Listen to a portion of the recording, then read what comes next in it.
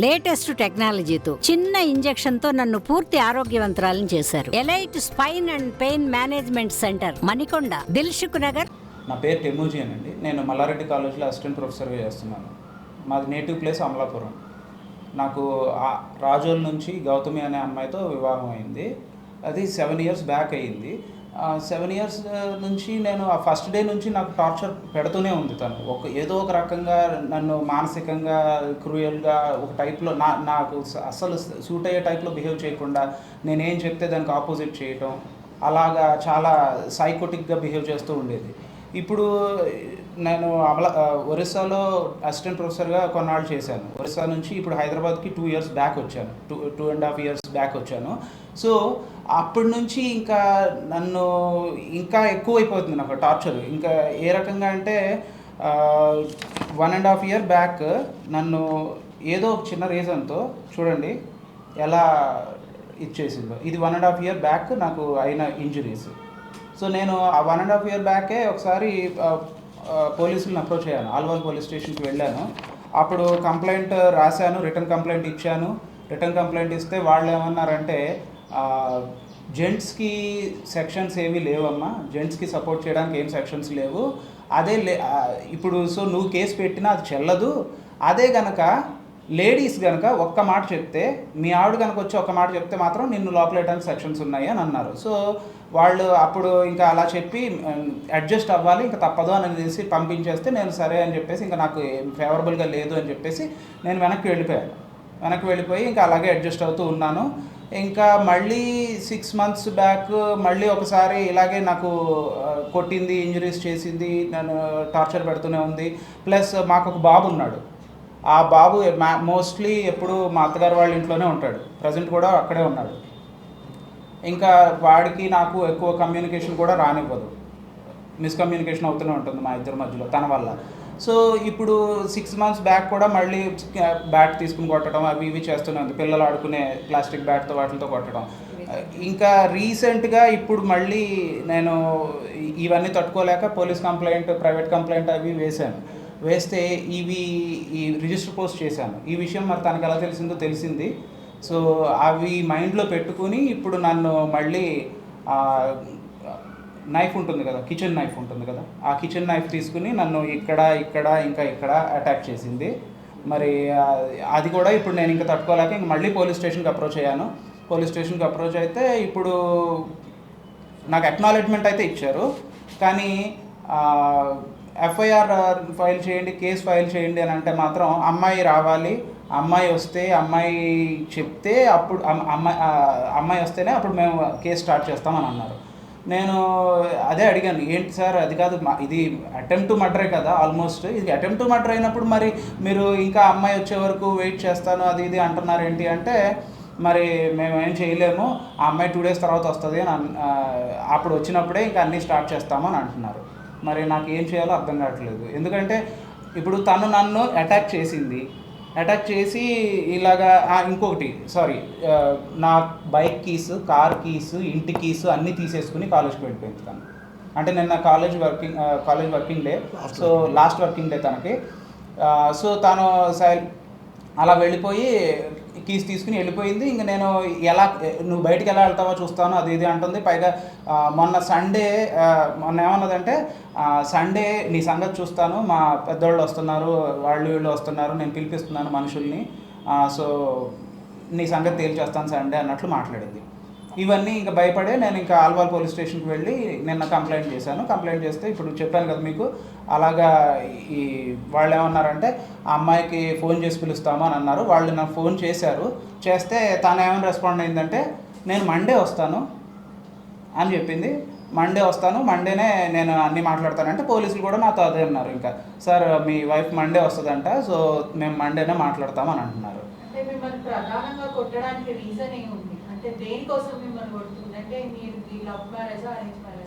Arranged marriage madam, అది arranged మ్యారేజే. Reason ఏంటి అంటే, ఇప్పుడైతే నేను కంప్లైంట్ వేయటమే రీజన్. ఇవ్వాలని ఉంటే 1 crore క్యాష్ ఎందుకు అయినా, ఇప్పుడు నేను క్యాష్ ఎక్కడి నుంచి తేగలను, నేను ఎలా తేగలను అని అడిగితే మీ అమ్మ వాళ్ళ ఇల్లు ఉంది కదా అది రాసి ఇచ్చేసేయండి, అలాగే నాకు ఎంతో కొంత క్యాష్ కూడా అరేంజ్ చేసేయండి, అప్పుడు నేను మీకు డివోర్స్ ఇస్తాను అని చెప్పేసి అంటుంది. ఇంక ఇవన్నీ మరి నేను ఎక్కడి నుంచి చేయగలను మేడం? అంటే ఎక్కడి నుంచి మీకు మనస్తాపం, అంటే ఎక్కడి నుంచి ఈ గొడవలంతా స్టార్ట్ అయ్యాయి? పెళ్ళైనప్పుడు డే 1 నుంచే మేడం. డే 1 నుంచి యాక్చువల్గా వీళ్ళు కూడా పడ్డారు, వీళ్ళు కూడా చెప్తారు. అంటే ఇంకా నా ఇష్టం లేదన్నట్టుగానే పెళ్ళయింది, వెళ్ళింది 15 రోజులు ఉంది. 15 రోజుల నుంచి ఏదో ఒకటి అలా చేస్తున్నారు, ఇలా చేస్తున్నారు. నా ఇష్టం వచ్చినట్టు ఉంటాను ఇంట్లో, నన్ను ఎవరు అనటానికి ఏమీ లేదు.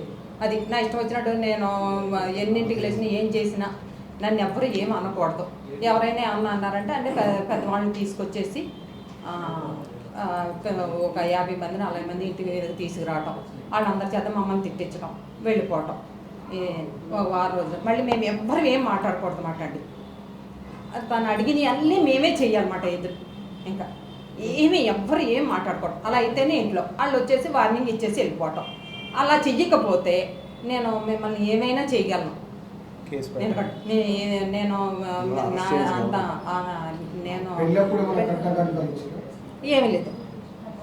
ఇప్పుడు మీ మనవడు ఉన్నాడు కదా, మీ దగ్గర కూడా రానియడం అసలు ఆ పిల్లోడు అసలు ఆ పిల్లోడు మా మమ్మీ వాళ్ళని కలిసి నియర్లీ 3 years పైనే అవుతుంది. నేను ఎప్పుడు గ్లాస్ మంచినీళ్ళు కూడా ఆవిడ చేత తీయించుకోలేదండి. ఆవిడకి అన్నీ చేశానండి. ఆవిడకి నచ్చినట్టు ఉన్నా సరేనండి, ఏం చేసినా సరే ఆవిడ చేత నేను ఏమి ఎప్పుడు చేయించుకోలేదండి. 7 years అయిందండి. ఉంటుంది ఇదిగోండి ఇట్లాగేనండి. అసలు కలిసి ఉంటున్నాం కాబట్టి సార్, ఇప్పుడు నేను ఆమెతో ఉన్నాను కాబట్టి కొన్ని మాటలు చెప్పలేమండి. చెప్పలేము. లేదు సార్, ఫస్ట్ నుంచి ఉంది టార్చర్ నాకు. మారుతుంది అని వాళ్ళ పెద్దోళ్ళు చెప్తున్నారు. పంచాయతీ అవుతూనే ఉంటుందండి, పంచాయతీ అవుతూనే ఉంటుంది. వాళ్ళ పెద్దోళ్ళు వస్తూ ఉంటారు, ఆమెకి అమ్మ నువ్వు అనుకోగా ఉండాలి అది ఇది అని చెప్తారు. కానీ అలా చెప్పేసి వెళ్ళిపోగానే మళ్ళీ తను యాజ్ యూజువల్ మామూలుగానే నాతో హార్ష్గా బిహేవ్ చేయడం అవి ఇవి చేస్తూ ఉంటుంది. ఇంకా నేను ఏమైనా గట్టిగా మాట్లాడితే నన్ను ఇంక కొట్టడం అవి కూడా చేస్తుంది సార్. అసలు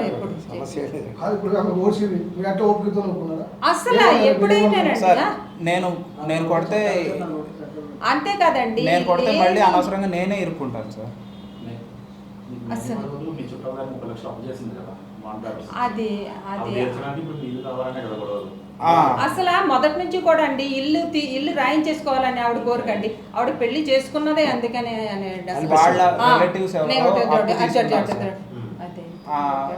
అవి మొత్తానికి ఏమున్నాయో అప్పుడు మాకైతే తెలియదండి. ఇల్లు అయితే రాయించుకోవాలనండి. ఆవిడ ఇల్లు రాయించుకోవాలి, మా దగ్గర 1 కోటి రూపాయలు అదే అండి.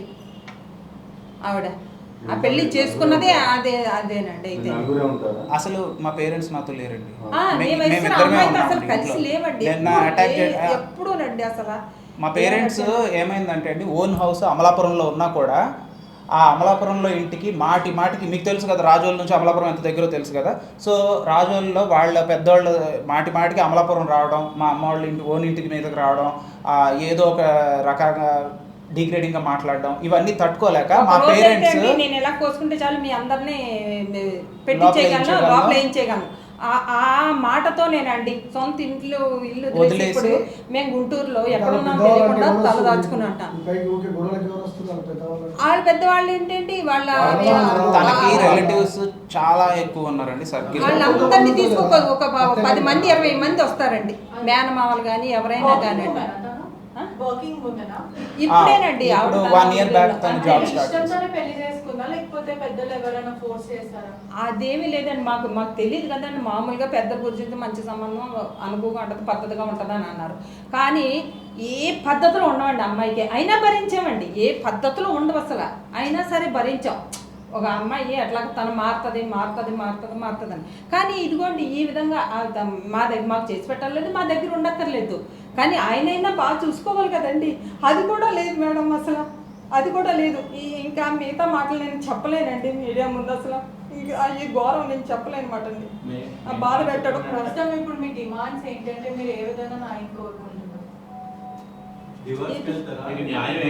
అంటే ఏ విధంగా న్యాయం కావాలి సార్? న్యాయం అంటే నాకు ఫస్ట్ నన్ను కొట్టిన దానికి, ఇన్నాళ్ళు నాకు పెట్టిన టార్చర్కి తన మీద కేసు అయితే ఫైల్ చేసి సరైన యాక్షన్ తీసుకోవాలి. తన మీద ఎలాంటి యాక్షన్ తీసుకుంటారన్నది అది చట్టం చూసుకోవాలి, వాళ్ళు చూసుకుంటారు. పోలీసులు ఇంకా కోర్టులు వాళ్ళు చూసుకుంటారు. సో ఆ యాక్షన్ అయితే తీసుకోవాలి తన మీద. నెక్స్ట్ సెకండ్ థింగ్ ఏంటంటే నాకు ఆ ఇంట్లోంచి సేఫ్టీగా బయటికి రావాలి తన దగ్గర నుంచి.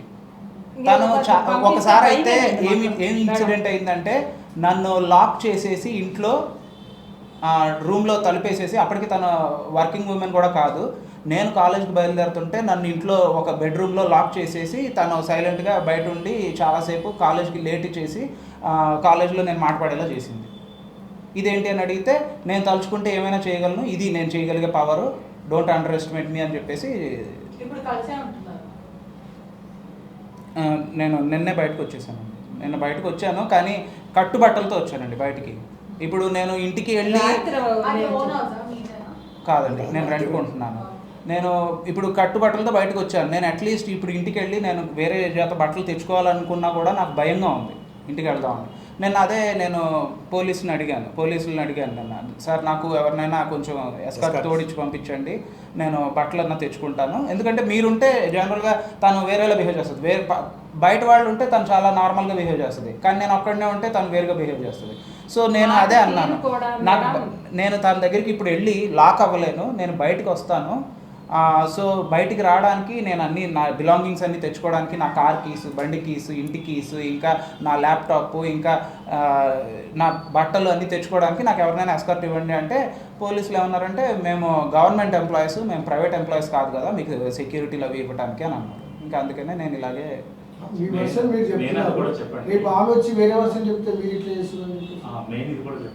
మీరు రోజు కాలేజీ నుంచి బయటకు వచ్చాక హాఫ్ అన్ అవర్ లేట్ అయితే ప్రతి హాఫ్ అన్ అవర్కి 150 రూపాయలు ఫోన్ పే చేస్తారు కదా, ఎక్కడికి వెళ్తున్నారు ఏంటి లొకేషన్స్ అని అడుగుతుంది. అనుమానం మెయిన్ సార్. ఇంకా రీసెంట్గా మెయిన్ ప్రాబ్లం ఏంటంటే అనుమానం సార్. ఏంటంటే నేను కాలేజ్లో 4 o'clock కనుక కాలేజ్ అయిపోతే నేను ఇంటికి రావడం తను చూస్తుంది. నువ్వు ఇంటికి రావడానికి మ్యాక్సిమం హాఫ్ అన్ అవర్, 4:30 కల్లా ఇంట్లో ఉండాలి. ఎందుకు ఇంట్లో లేవు, 4:30 కల్లా ఇంట్లో లేవు, ఏం చేసావు, ఈ హాఫ్ అన్ అవర్ ఏం చేసావు, ఎక్స్ట్రా టైం ఏంటి, ఈ 10 minutes ఏం చేసావు, ప్రతిదీ క్యాల్కులేటెడ్గా అడుగుతుంది. ఒకవేళ గూగుల్ మ్యాప్స్ అయ్యి చెక్ చేస్తుంది, నా ఫోన్ తీసుకుని చెక్ చేసి మొత్తం ఎవరెవరి దగ్గర తిరిగావు, ఎక్కడెక్కడ తిరిగావు, ఏంటి ఈ ప్లేస్లు అన్నీ తిరిగావు అని అంటుంది.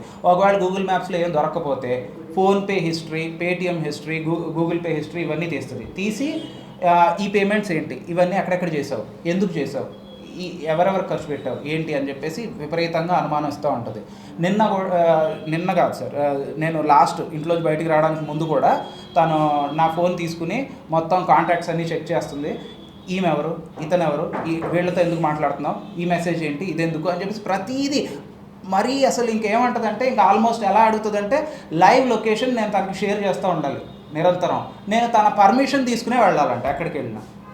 నేను నీకు 2 days నుంచి పర్మిషన్ ఇస్తున్నాను బయటకు వెళ్ళడానికి, నమ్మి ఇస్తున్నాను నీకు బయటకు వెళ్ళడానికి, కానీ నువ్వు దాన్ని మిస్యూజ్ చేసుకుంటున్నావు, నాకు చెప్పట్లేదు నువ్వు ఎక్కడికి వెళ్తున్నావు అని చెప్పేసి ఇంకా అది కూడా ఒక రీజన్ మేబీ.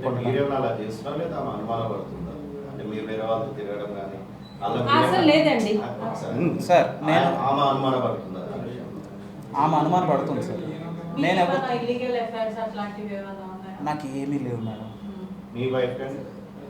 తనకి నాకు తెలిసి అయితే ఏం లేవు సార్, కానీ నా మీద అనుమానం పడడం అవి మాత్రం చాలా సివియర్గా ఉంది సార్. నేను ఎప్పుడు తను అలా అనుమానంతో వేధించలేదు సార్. నువ్వు ఎక్కడున్నావు, ఎవరితో ఉన్నావు, ఎందుకు ఉన్నావు, ఇలాంటివి నేను ఎప్పుడు ఏనాడు తనని క్వశ్చన్ చేయలేదు. ఇన్నాళ్లలో మ్యారేజ్ అయిన తర్వాత.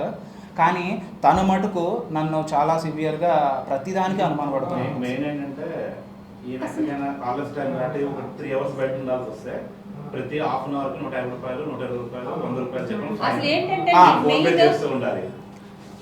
నేను అంటే మేడం లేట్ అయితే తను ఫైన్ అని డైరెక్ట్గా చెప్పదు, ఇండైరెక్ట్గా ఏదో నెసెసిటీ అంటది. నేను కనుక ఇంటికి వస్తే ఆ నెసెసిటీలు ఏమి ఉండవు. నేను టైంకి ఇంటికి వచ్చేస్తే, రోజు వచ్చినట్లే టైంకి ఇంటికి వచ్చేస్తే ఏం నెసెసిటీలు ఉండవు.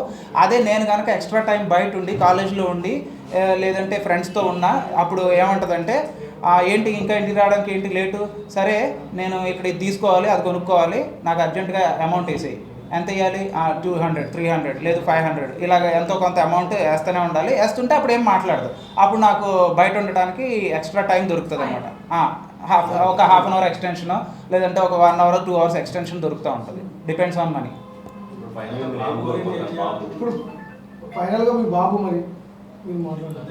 సార్ బాబు నాకు చాలా అటాచ్మెంట్ ఉంది సార్, కానీ నాకు ఇష్టం మెయిన్ బాబుతో ఉండటం. బాబుకి 5 years అండి. 5 years. అవసరమైతే బాబుని వీళ్ళు చూసుకుందాం అనుకుంటున్నారండి.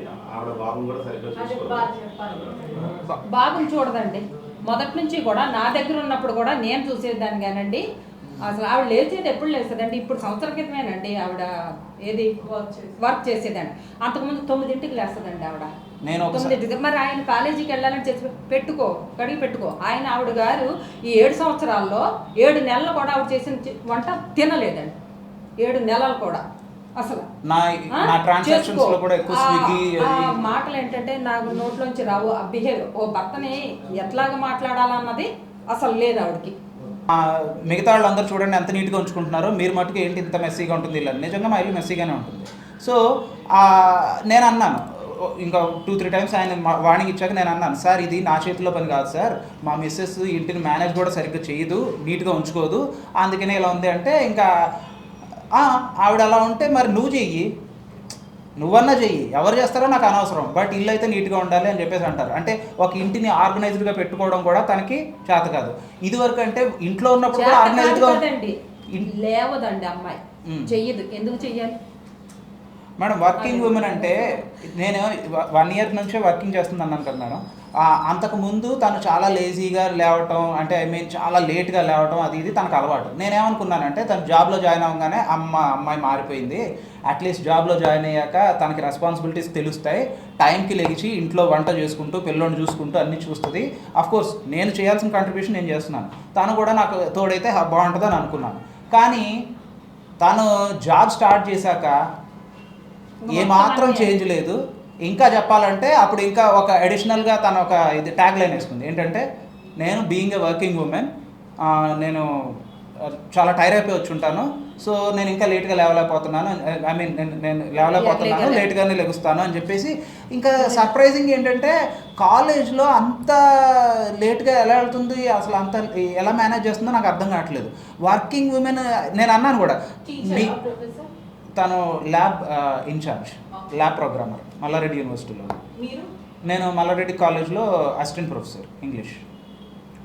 సో తను వర్కింగ్ ఉమెన్ ఎలా ఉంటారో మిగతా నీ కొలీగ్స్ని చూసి నేర్చుకో అంటే వాళ్ళ తీరు వేరు, నా తీరు వేరు, అందరి బాడీ తీరు ఒకేలా ఉండదు. నేను ఇంతే, నేను లేట్గానే లెగుస్తాను, నిద్ర విషయంలో నేను కాంప్రమైజ్ అవ్వలేను అని అంటుంది. మరి పిల్లోడిని చూసుకునే విషయంలో ఈక్వల్ ఉండాలి, పార్ట్ ఉండాలి. సో నువ్వు చూసుకో, పొద్దున్న లేవగానే ఆర్డర్ వేస్తుంది, మంచం మీద పడుకునే ఉంటుంది, బియ్యం కడిగి పెట్టి, అలాగే కుదిరితే కర్రీస్ కూడా కట్ చేసి పెట్టు, నేను వస్తాను, వచ్చి మెల్లిగా చేస్తాను అంటుంది. ఆమెను చూసి పిల్లోడు కూడా అలాగే పాడవుతున్నాడు. అంటే మీకు తెలుసు కదా, పేరెంట్స్ ఎలా ఉంటే పిల్లలు కూడా అలాగే ఉంటారు. నేను ఎర్లీగా లెగుస్తాను, కానీ నాతో పాటు లేద్దాం అనుకునే టైంకి వాడిని అలా పట్టుకుని పడుకుంటుంది, వాడు అలా లేట్గా లేచి వాడు కూడా ఒక లేజీగా తయారవుతున్నాడు.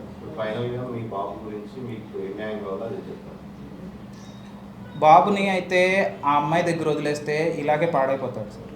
సో బాబుని నాకు ఇస్తేనే బాగుంటుంది, నేను బాగా చూసుకోగలను. అఫ్కోర్స్ జనరల్గా 5 years బాబుని ఫాదర్కి ఇవ్వడానికి ఎవరు ఇష్టపడరు, ఆ విషయం నాకు తెలుసు. కానీ ఇక్కడ సీన్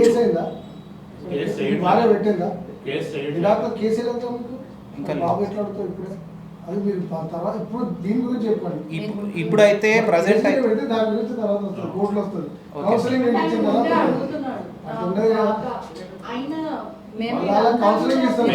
చెప్పండి. మీకున్న మెయిన్ ఏంటంటే మీ మధ్యలో ఎందుకు గొడవలు వస్తున్నాయంటే, మెయిన్ అమ్మాయి సంపాదించింది అడగకూడదు, మీ సంపాదన అడగాలి. ఇంకోటి మీ పేరెంట్స్ వద్దు, వాళ్ళ పేరెంట్స్ అమ్మాయితో కలిసి ఉండాలి. నా పేటిఎమ్స్, నా బ్యాంక్ స్టేట్మెంట్స్, నా గూగుల్ పేస్ అన్నీ చెక్ చేస్తుంది, నా శాలరీ కంటిన్యూస్గా ట్రాక్ చేస్తూ ఉంటుంది. అంటే ఐ మీన్ నాకు శాలరీ పడే టైంకి ఇన్ కేసు నా ఫోన్ నా చేతిలో లేకపోతే వెంటనే చూసి శాలరీ చూస్తుంది. ఐ మీన్ అఫ్కోర్స్ అవన్నీ నేను తనని మళ్ళీ అడగకూడదు, తన శాలరీ కానీ తను ఏం చేస్తుంది ఇవన్నీ అడగకూడదు. ఏనాడు తన ఇంట్లోకి వర్కింగ్ ఉమెన్ అన్న మాట కానీ 1 year నుంచి జాబ్ చేస్తుంది, కానీ 1 రూపీ కూడా తను ఇంటి కోసం ఖర్చు పెట్టలేదు, మొత్తం నేనే చూసుకుంటున్నాను. కౌన్సిలింగ్కి తను అలాగే మీ ఇంటర్నల్ కమ్యూనికేషన్ గ్యాప్ లేకపోతే డిస్అండర్స్టాండింగ్ ఇలాంటివే ఉంటాయి మీకు భార్యాభర్తలలో ఇదే ఉంటుంది. కాబట్టి మీరు ఒకసారి కౌన్సిలింగ్ సార్ కౌన్సిలింగ్ బదులు పేరెంట్స్ ఐ మీన్ పెద్దోళ్ళు అయితే వచ్చి మాట్లాడుతున్నారు. స్టార్టింగ్ ప్రాబ్లమ్స్ ఫ్యామిలీస్ లో ఉంటాయి, అడ్జస్ట్మెంట్ లో వెళ్ళిపోతాయి ఇవన్నీ కూడా. సార్ ఇంకోటి ఏంటంటే సార్ అంటే 7 years అయ్యాక కూడా ఇలాగ కంటిన్యూ అవుతుంది. సరే ఇప్పుడు మీరు ఏంటంటారు బాబు కాదంటారు ఒక విడాకులో కేసు పెట్టారు ఇప్పుడు కలిసే ఉంటుంది ఇప్పుడు రేపు ఏంది మళ్ళీ కేసు పెట్టినామని యాక్షన్ తీసుకోవాలి చెప్పాల్సింది అవును సార్. యాక్షన్ తీసుకోవాలి విడాకుల గురించి అయితే తెలుగులేదు ఇద్దరు కలిసే మీకు కలిసి ఉంటుంది ఉండాలనుకుంటున్నారా, విడిపోవాలనుకుంటున్నారా? అది మీ చెప్పు. నిర్ణయం ఏంటి? మీకు ఏ న్యాయం కావాలో సార్ నేను ఇంకా కలిసి ఉండి ఇంకా ఫర్దర్ దెబ్బలు తింటూ తనకే మనీ పెట్టి అలాగే తన చేతే అనుమానించబడుతూ తన చేతి డామినేషన్లో ఉండదలుచుకోలేదు నేను. అంటే మనీ పెట్టాల్సింది నేను, తనకి ఏ ఖర్చులు కావాలన్నా చూసుకోవాల్సింది నేను, అన్నీ చేయాల్సింది నేను, తనకు సర్వీసులు. ఫైనల్లీ నేనే ఒక వైఫ్ లాగా ఈ ఇల్లు మేనేజ్ చేసుకుంటూ నేనే ఒక వైఫ్ లాగా తనకి ఆల్మోస్ట్ అన్ని సర్వీసులు చేస్తూ ఇవన్నీ చేయాలంటే ఎలాగవుతుంది సార్? ఫైనల్గా ఎవరి మీద మహిళని కొడితే ఎట్లయితే కేసు బుక్ చేస్తారో బ్రెయిన్ సబ్జెక్ట్ కింద మీ మీద దాడి జరిగిందో అట్లా కేసు బుక్ చేయాలని మీరు అనుకుంటున్నారు? అంతే సార్, ఎగ్జాక్ట్లీ. నాకు ఏంటంటే విమెన్ అయితే చట్టాలు బాగా సపోర్ట్ చేస్తాయి. ఏంటి తనని ఒక్క దెబ్బ వేసానంటే తను ఒక కేసు చేసిందంటే వెంటనే నన్ను తీసుకెళ్ళి లోపల వేసేస్తారు. కానీ మరి నన్ను ఇంతలా కొడుతున్నా 2 years బ్యాక్ కొట్టింది, 6 months బ్యాక్ కొట్టింది, ఇప్పుడు కొట్టింది, ఎన్నిసార్లు చూపించినా కూడా నా వైపు నుంచి ఏమీ మరి అంటే లాస్ లేవేమో మరి నాకు. ఏమైనా ఎవిడెన్స్ పెట్టుకున్నా మీరు సీసీ ఫుటేజ్ అక్కడ రికార్డింగ్ పెట్టుకున్నా? లేదు సార్, అలాంటి రేపు అడుగుతారా నేనే చేసినా రివ్యూ చేసుకున్నాం ఇప్పుడు జరిగే సిచ్యువేషన్ అట్టున్నాయి సార్.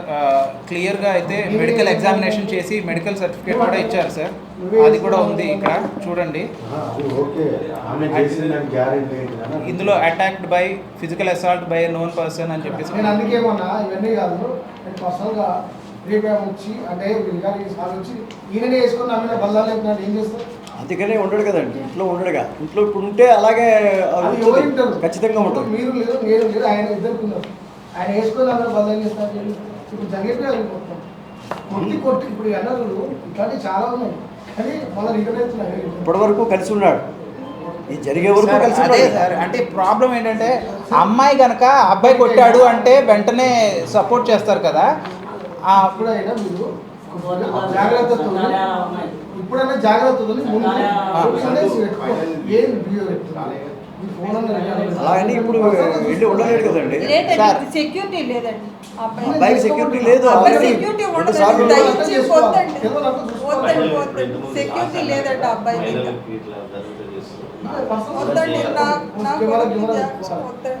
దయించి మీకు దండం పెడతాను, ఇంకా అబ్బాయికి సెక్యూరిటీ అయితే లేదు చెప్పగలను నేను. సార్ నాకు కావాల్సింది ఏంటంటే నేను ఇంక దెబ్బలు తింటూ ఈ ఇంట్లో ఉండలేను కాబట్టి, తన డామినేషన్లో నేను ఉండలేను కాబట్టి నేను బయటికి రావాలనుకుంటున్నాను, సేఫ్గా సెక్యూర్గా బయటికి రావాలనుకుంటున్నాను. అలాగే తన మీద యాక్షన్ తీసుకోవాలి. నన్ను కొట్టినందుకు, నన్ను ఇన్నాళ్ళు పెట్టిన మానసిక క్షోభకి తన మీద యాక్షన్ తీసుకోవాలి. సో ప్లీజ్ ఈ విషయంలో మీరు ఏం చేయగలరో హెల్ప్ నాకు అది చేయండి ప్లీజ్. ఇదే నా రిక్వెస్ట్. ఉన్నాయండి, అన్నీ ఉన్నాయండి, ఇదిగోండి సరిగ్గా చూడు. పెళ్లి ఫొటోస్ ఉన్నాయి సార్, ఇదిగోండి.